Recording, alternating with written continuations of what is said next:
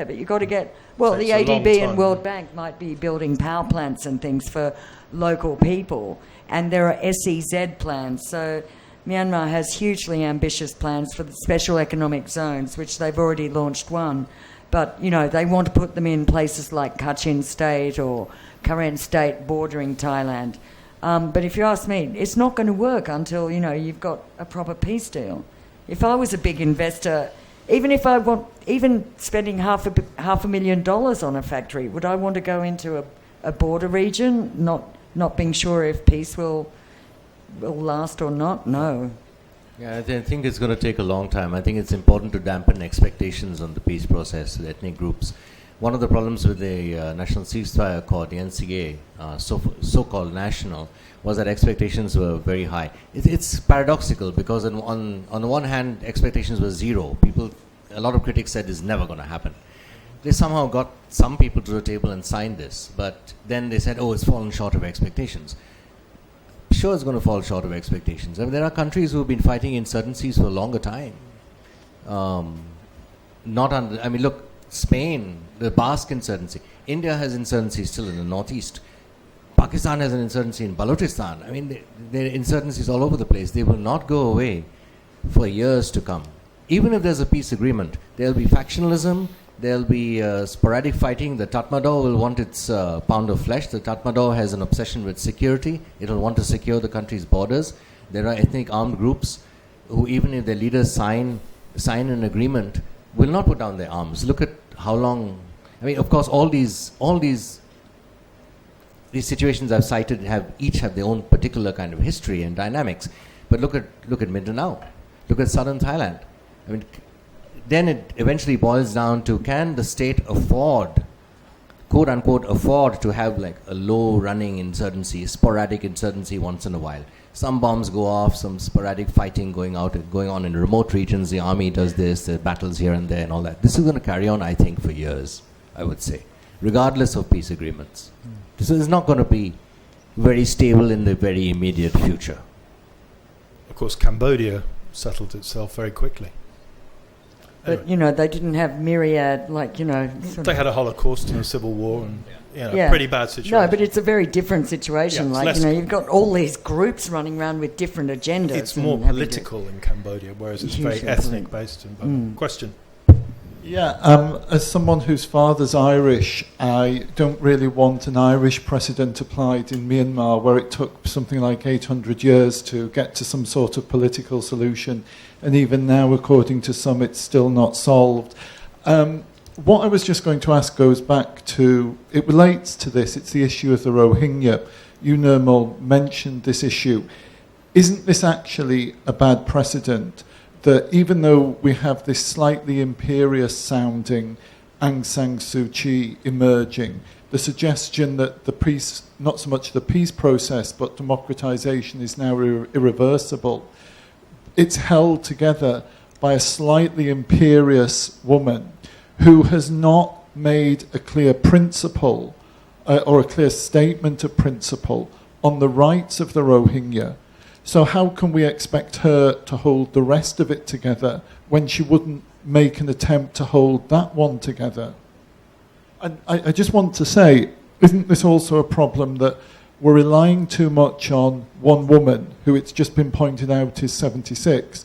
There were Sorry, 71, should be 76, yes. Well, thank you. Sack you.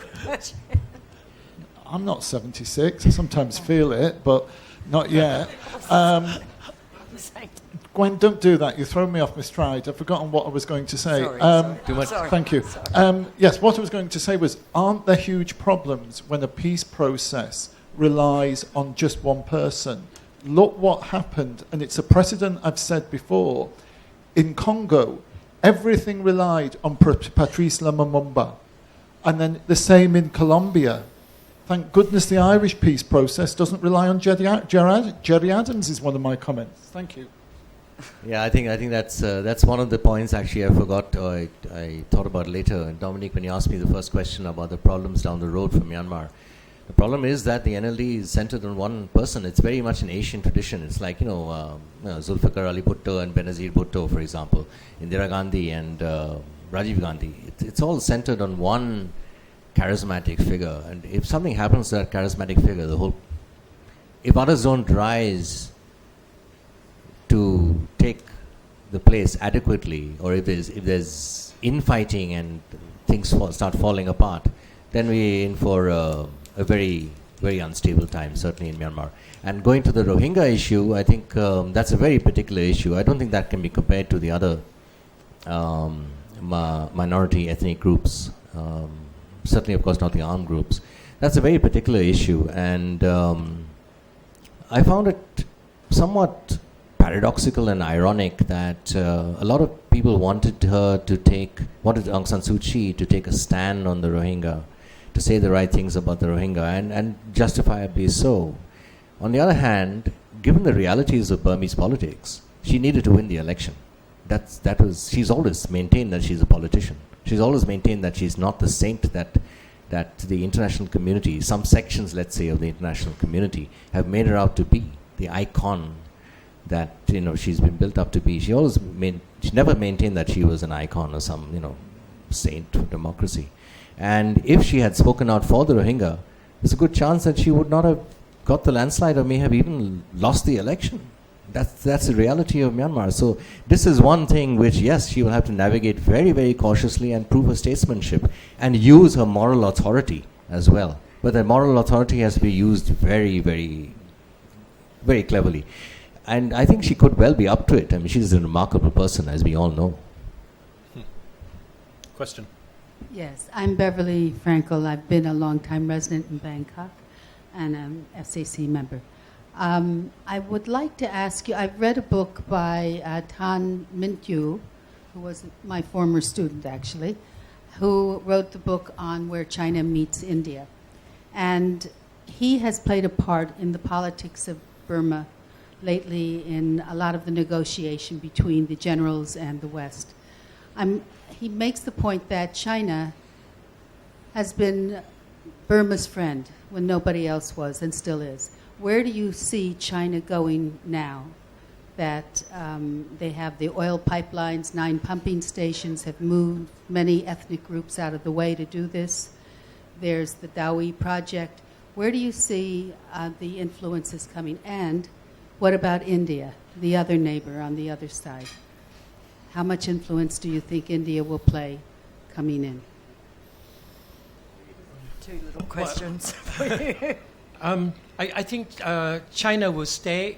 It's very hard to get rid of China because of the geography. They share over 2,000 kilometers of borders, and I think Myanmar under Aung San Suu Kyi will know exactly how to engage China. And I think India will benefit from the rise of Aung San Suu Kyi because the democratic nations have ways to discuss about cooperation that bring the best of their characters. And I think India and Myanmar will make big progress under this new condition. And I think Wang Yi was able to rush in. As you know, Wang Yi really drive very fast, edge out Italians and some of the EU foreign minister trying to see Aung San Suu Kyi and become the first, after 4 days in power, to meet Aung San Suu Kyi. So it shows you that Aung San Suu Kyi is well aware the big neighbor like China, you have to know them, engage them, have dialogue with them. So I would not be surprised that whatever big projects that signed up with China will be reviewed with sort of carefully. And I think, for example, I don't think the cancellation of Miss Sondan will continue. There will be some amendment, including in the case of Thailand. And I think she's very concerned about relocations, about the issue related to environment. I think Thawait Deep Sea Development Plan will be also amended. So overall, I think China relation with Myanmar will be much more straightforward. They will be much more transparent. And I think one of the areas that you will see in coming months, that is the role of Myanmar in Lanchang Mekong cooperation framework. This is something new. Yeah, I think to add to that, Or maybe I don't know if everyone's very familiar with the terms of Myitsone Dam, which was a deal done very sort of vaguely and in sort of great secret. I mean, a lot of the detail of the deal is not really known, except that China had this great cushy deal to build a number of dams in north-east Myanmar, and Myitsone, it was one of the biggest at $1.4 billion or something, I think, 1.4. And there was so much protest, largely, it might be said, led by her domestically and overseas. It was a huge thing that finally Thein Sein, being very clever, said he would suspend the project for his term.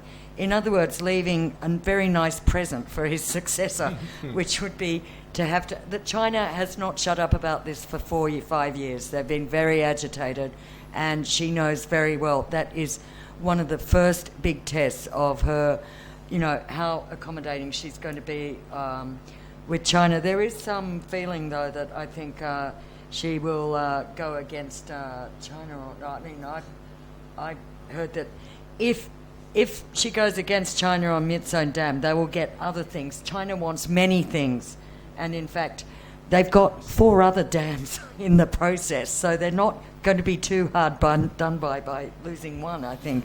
But the other thing is a massive development in Western Myanmar off the coast of Rakhine, the Chao Pyu development, which is where the pipelines come in, but they've now got a huge contract on the development of an industrial zone there, and their plans know no bounds. I mean, they've got plans for railway to come in from Yunnan, bring goods straight in. They've got the oil, deep sea cargo, oil receiving terminal on the island, all that. So China's got a lot more at stake than just the Myitsone Dam, but if she did go for China's favour in Myitsone Dam, I'd be most surprised, but that would really be a signal. But she's really shown her pragmatism with how much she's prepared to deal with the Chinese, even as, it might be said, the military itself is disengaging or trying to diversify its sources of procurement with the Chinese and trying to buy equipment from everywhere but China, because the military is sort of used to be like 90% military equipment from China. And isn't that a part of it? And it's not so much being anti-Chinese, but balancing things out, having more to do with India, more to do with ASEAN, the West, buy your weapons where you need them, exactly, etc. Yeah, and it's not just weapons. It's everything. I think they just freaked out slowly that they were far too dependent on China, as Thant outlined in his book. Yeah. Another thing is about in India. India sees this is a big opportunity for India. India sees this as a potential opening up of northeast India, which has always been a bit of a backwater, which is another reason why you've had random insurgencies and so forth in northeast India. But now stability in Myanmar means northeast India has a chance to open up. India's got a big project in Rakhine State as well, waterway and land transport and water transport projects, which will link northeast India eventually with the Bay of Bengal. So it'll have northeast India will have 2 links: the old link via Calcutta, and now a eastern link outflanking Bangladesh through Myanmar. But it depends on stability in Myanmar. Yeah, and of course if it's Myanmar, it's through into ASEAN, the whole of Southeast Asia. So it's a land bridge. Yeah. Question? Yeah, Willy Garmund. The election result was in part possible because of huge expectations by the population. How do you think it will play out if Aung San Suu Kyi is going to disappoint her voters, which seems to be inevitable? How's she going to disappoint? Did you say? I mean, people voted her because they think that she can solve every single problem, that's right. Starting from economy to everything. Yeah. So, and you cannot fulfill all these expectations. So, what do you think is going to happen in Burma or Myanmar once these expectations are going to be disappointed, which seems to be inevitable again? I think that's they'll be disappointed. A good question. I think her greatest enemy is expectations, actually. They're huge and very high. She's got 5 years, and as I said, she's old enough that there's no question of going for a second term. So you can just achieve so much in 5 years. She's obviously very ambitious to achieve that.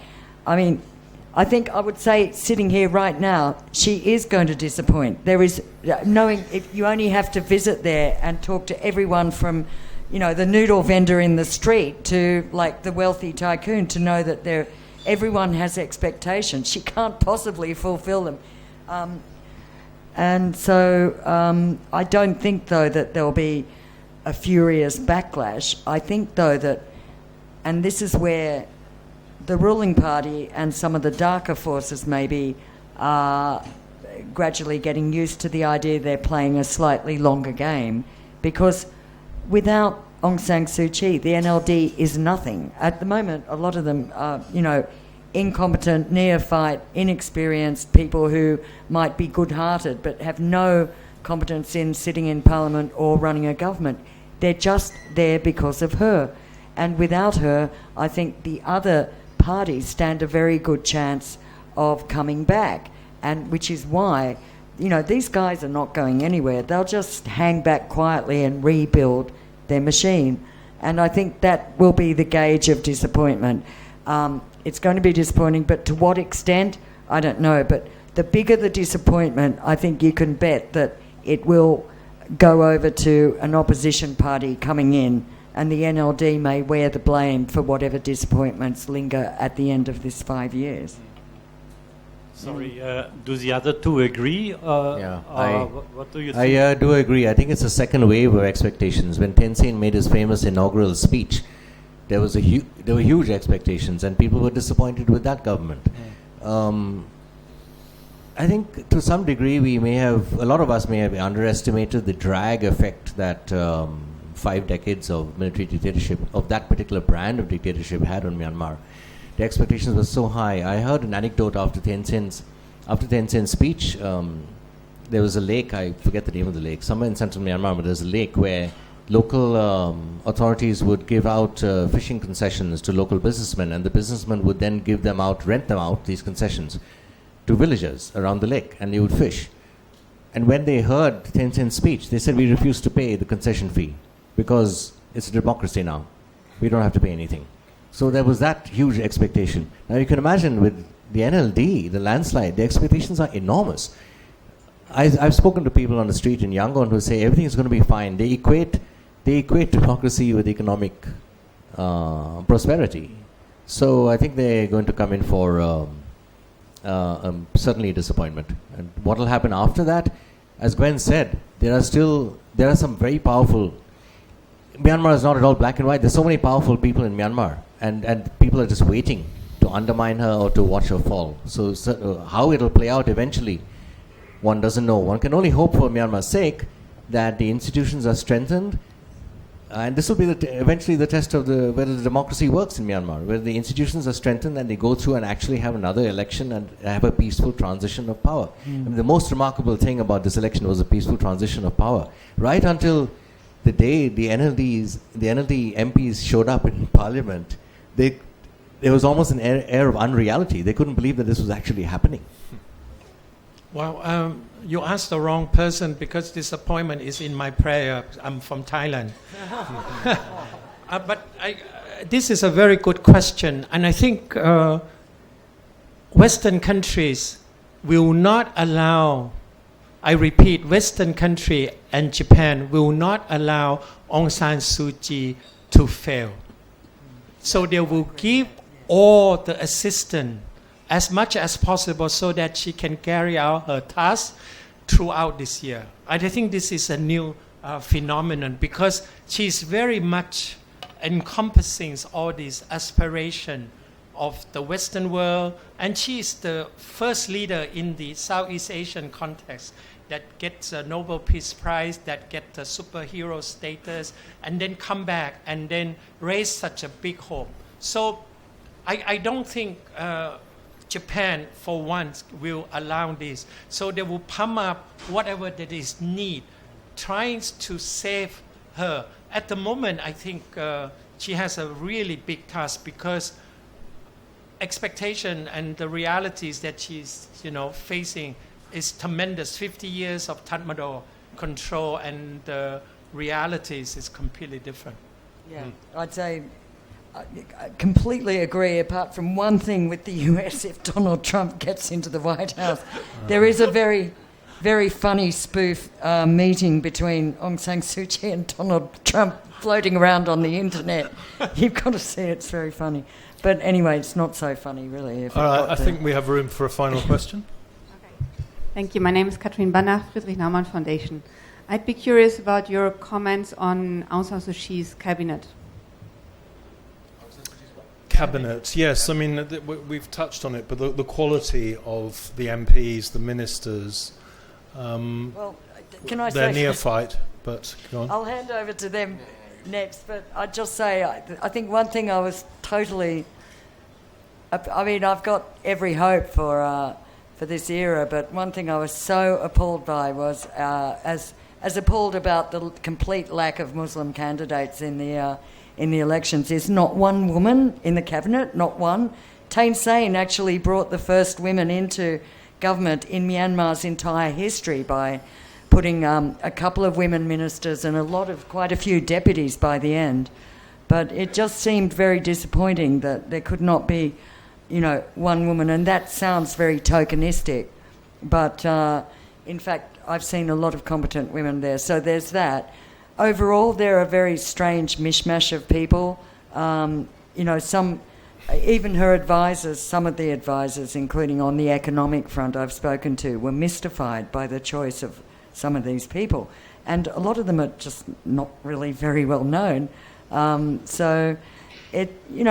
that said, at least I don't think, you've had the kind of, I'm sure you all followed the fake degree thing where the finance minister was outed for having lied about his degree with using a fraudulent degree, which was a bit unfortunate, I must say. And it showed a complete lack of care about putting this cabinet together because they had months. She won the election on November the 8th. She knew that within 2 weeks that she had a huge majority that she would be forming a government. And they did not bother to check the credentials of these people, and his degree was from, it was very clearly a fake. So that was a bit of a worry. But, they all seem, I don't think you got problems like you had in the previous government of maybe some ministers who were actually, sort of quite nasty or corrupt types. And she does have, though, to accommodate the 3 military who hold 3 key positions. So it's a very odd bunch of people, and I don't quite know how they're going to run this government. But she, as Koei said, it's really true that she has all the help and goodwill in the world at her disposal, and I think that's also what helped her get through this period and come up with the idea of her state councillor position was a lot of help from international, let's say, diplomats, advisors, governments, and she'll get that help also in running a government. But capacity is in very short supply in Myanmar. Question. Burmese journalist. No, I'm an Australian journalist, but I've worked there for 15 years. When I first went to work in Myanmar in 2001 for Myanmar Times, I quickly realised that one of the country's greatest tragedies was unrealised human potential. Do you think that there is enough human potential and human capacity in Myanmar to sustain the reform program of the NLD?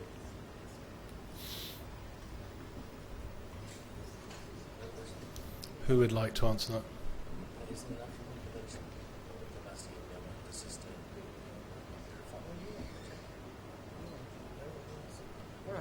My short answer is yes, I think there is. Especially if you see the if they manage to bring to judiciously use the talent of overseas Burmese for one thing. Now there was one wave which came back and helped the transition. They will need a second wave now. Also, they will have to get on within the bureaucracy, as you know. You know more about this than us actually. The bureaucracy is stacked with retired military people, right? But don't forget, we mustn't forget that the NLD won even in Naypyidaw, which is considered a military family town and all that. No, what I mean is that they will have to reform the bureaucracy from within. And they will have to first restructure the bureaucracy and weed out all these passengers who are all the former military people, and then bring in the human resources from outside. And I think, yes, there are. I think there are plenty of talent in the country. I think, Jeff, you, with your 15 years in Myanmar, you probably know more than us, so I'm surprised you asked that question. But actually, I think you could really apply it to what you know of the media, because I mentioned earlier on what we saw happen to the media, and I think that could be mirrored in all the other sectors, which is you've had this weird, repressed, like downtrodden sector, i.e. media, but that also applies to, you know, ministries, the agriculture ministry, the construction ministry, banks, all kinds of sectors. And you've had this amazing opening and everything flooding in, aid, trade, investment, interest, you know, coverage, publicity, freedom to move. It's all flooding in, and demand. I mean, there's so much demand on these people. So, you know, every second person I talk to who is good and smart is working way too hard. And that is burning out a lot of the really good people. And I think that's a danger. But at the same time, I think a lot of the less good people or less experienced are learning. The learning curve in Myanmar is like this at the moment. And I think that reflects in every sector. So in the end, yeah, I mean, it's going to be very messy, and it's very messy now, but it can only get better. It can't get worse. There's so much sort of input going in now, and it is chaotic and it is messy, but I think ultimately at least they're going somewhere and it's not down. I like to add, there is one thing that people forgot, that Myanmar is already part of the ASEAN community. So Myanmar will not go berserk or doing things that outside the framework. If I'm Aung San Suu Kyi, what I would do is I know the shortcut. So I will follow the ASEAN's 3 pillars on social, cultural pillar, for example, very comprehensive. And Myanmar is far more advanced in whatever outline. You just follow that. It will be taken care of. And economy, you just follow, for example, 396 action plan will open up, linking with the rest of the ASEAN economy, promote SME, make sure the FDI is right. Actually, Myanmar has one of the best FDI among ASEAN countries, not counting country like Singapore. Yeah. And you look at security, Myanmar is also far ahead. So you have this framework as part of ASEAN community, and if you follow step by step, I think Myanmar will be doing absolutely okay and prevail also. Good. On that very happy note, I'd like to thank Gwen and Namal for a very interesting evening, and for all of you for joining us. Thank you. Thanks to you, Dominic, for being a very efficient... Efficient. He's a very efficient moderator. He's a very good moderator.